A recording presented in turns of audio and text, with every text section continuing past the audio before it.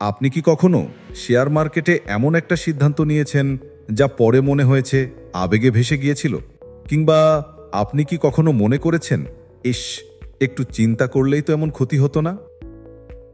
আজকের ভিডিওতে আমরা আলোচনা করব ইমোশনাল ট্রেডিং বনাম লজিক্যাল ট্রেডিং নিয়ে।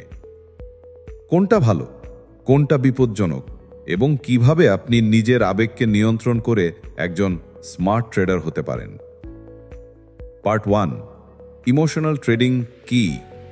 ইমোশনাল ট্রেডিং অর্থ হল আবেগের উপর ভর করে শেয়ার কেনা বা বেচা। ধরুন, মার্কেট হঠাৎ পড়ে যাচ্ছে, আপনি ভয় পেয়ে শেয়ার বিক্রি করে দিলেন। আবার হঠাৎ একটা শেয়ারের দাম বাড়ছে দেখে আপনি লোভে পড়ে সেটাতে ইনভেস্ট করে ফেললেন কোনো রিসার্চ ছাড়াই। এই যে ভয়, লোভ, হতাশা, আশা, এইসব আবেগ যদি আপনার সিদ্ধান্তে প্রভাব ফেলে, তাহলে আপনি ইমোশনাল ট্রেডিং করছেন। পার্ট 2, ইমোশনাল ট্রেডিংয়ের ক্ষতি।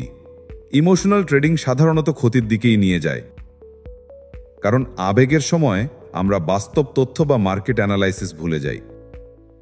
ভয় পেলে আমরা কম দামে বিক্রি করি, লোভ পেলে অতিরিক্ত দামে কিনে ফেলি।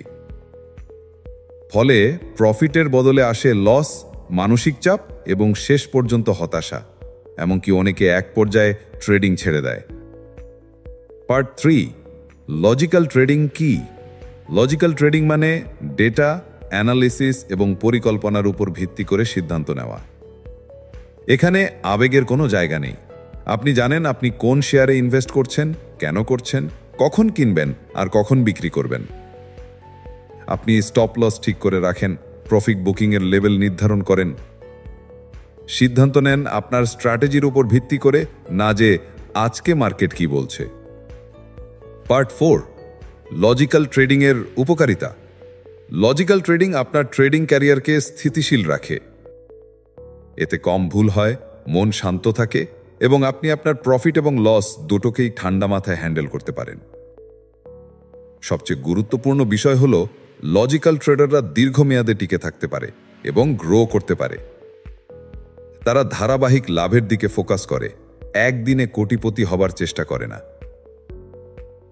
পার্ট 5, কিভাবে আবেগ নিয়ন্ত্রণ করবেন। 1, ট্রেডিং প্ল্যান তৈরি করুন। আগে থেকে ঠিক করুন আপনি কোন শেয়ার কিনবেন, কখন কিনবেন, কি পরিমাণে কিনবেন এবং কবে বিক্রি করবেন। 2, স্টপ লস ব্যবহার করুন, যাতে লস সীমিত থাকে এবং ভয় পেয়ে আপনি ভুল সিদ্ধান্ত না নেন। 3, জার্নাল লিখুন। আপনার প্রতিটি ট্রেড লিখে রাখুন, কেন করলেন, ফলাফল কি হলো, এটা বিশ্লেষণ করতে শিখুন। 4, মনকে প্রশিক্ষণ দিন।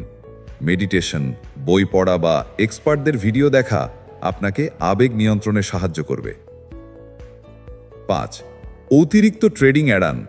বেশি বেশি ট্রেড করতে গিয়ে অনেকেই আবেগপ্রবণ হয়ে পড়েন। ট্রেড কম করুন, কিন্তু মানসম্পন্ন করুন। ইমোশনাল ট্রেডিং শর্ট টার্মে উত্তেজনাপূর্ণ লাগতে পারে, কিন্তু এটা অনেক সময় বিপজ্জনক। আর লজিক্যাল ট্রেডিং শুরুতে কঠিন মনে হলেও এটি দীর্ঘমেয়াদে লাভজনক এবং টেকসই। আপনি যদি সত্যিই একজন সফল ট্রেডার হতে চান, তাহলে আবেগ নয়, যুক্তিকে প্রাধান্য দিন। স্মার্ট ট্রেডিং শুরু হয় নিজের মানসিকতা থেকে, তাই আজই সিদ্ধান্ত নিন আপনি ইমোশন দিয়ে ট্রেড করবেন না ব্রেন দিয়ে। এই ভিডিওটা যদি আপনার ভালো লেগে থাকে তাহলে একটা লাইক দিন, চ্যানেলটি সাবস্ক্রাইব করুন এবং পাশে থাকা বেল আইকনটা প্রেস করে দিন যেন পরের ভিডিওগুলো মিস না করেন। আপনি ইমোশনাল ট্রেডার না লজিক্যাল ট্রেডার? নিচে কমেন্টে জানাতে ভুলবেন না। ধন্যবাদ।